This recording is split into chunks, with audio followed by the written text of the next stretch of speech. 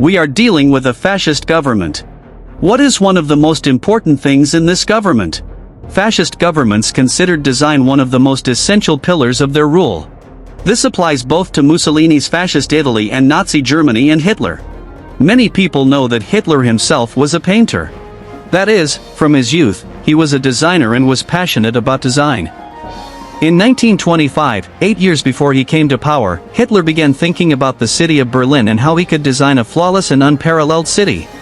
A city that, in Hitler's mind, would become the most important city in the world, and likewise, the most powerful government would be established in this very city. Hitler began the designs.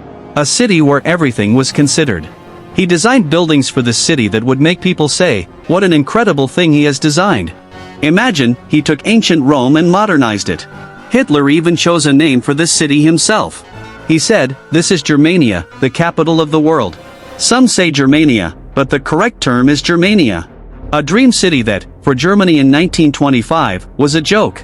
People said, "We don't even have bread to eat, and now we're designing a city?" But the design of Germania did not take very long. That is, just 8 years later, Hitler came to power and soon became the most powerful man in Germany. In the first video, we said that design was very important for fascist governments. Design was not only important in construction but even in the clothing of government officials and the army. Look at Nazi Germany's uniforms, so much thought and design went into them to make them extremely stylish and well-fitted. The company Hugo Boss designed these uniforms for Nazi Germany, and they still design clothing today.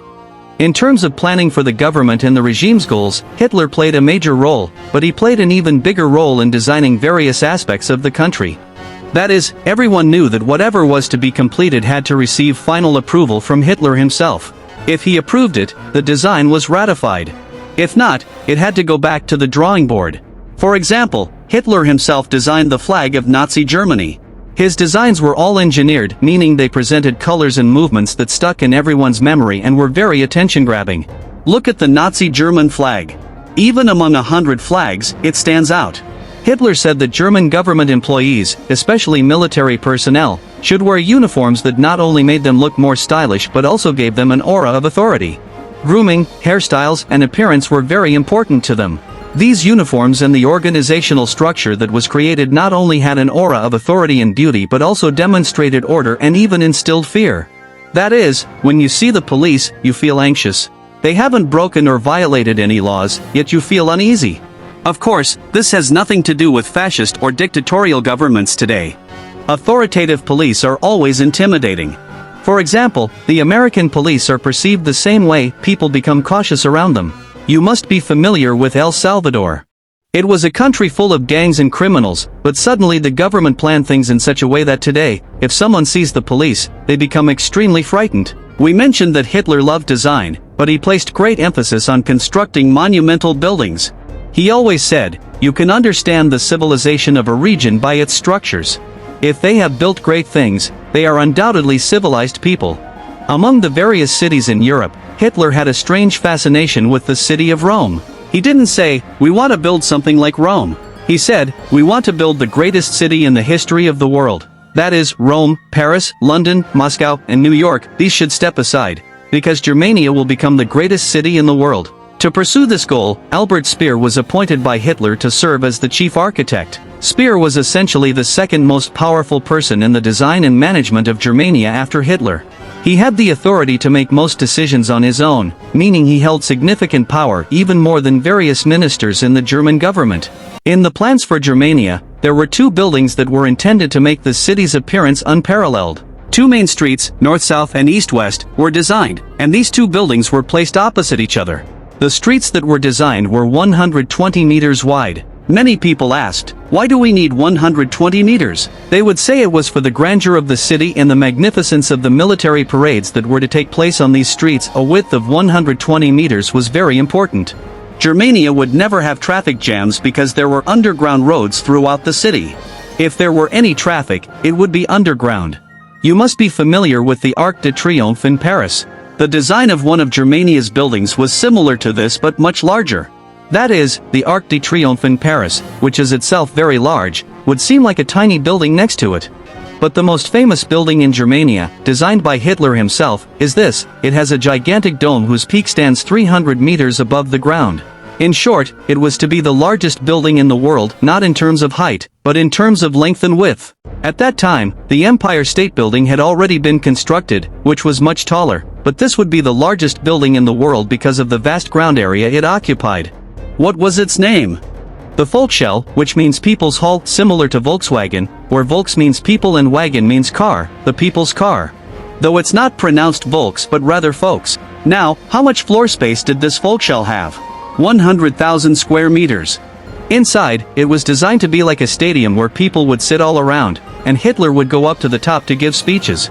According to the design plans and even the engineers of Nazi Germany, this indoor stadium would have a capacity of 180,000 people. The architectural model for the building was St. Peter's Basilica in the Vatican. Behind it, a giant pool was to be built, essentially like a lake, intended to reflect the image of the building on the water, similar to the 40 columns in Isfahan or the Taj Mahal. Hitler said that Germania should be built in such a way that anyone who entered it would be utterly astonished, whether they were German or from any other country. In other words, the grandeur of this city had to captivate everyone. They said this city had to command respect, meaning everyone would respect it. Its magnificence had to be so immense that it would become sacred. The holy city of Germania was even called the capital of the world. In any case, all kinds of designs for Germania were being developed by Albert Speer, with many engineers, architects, and designers hard at work.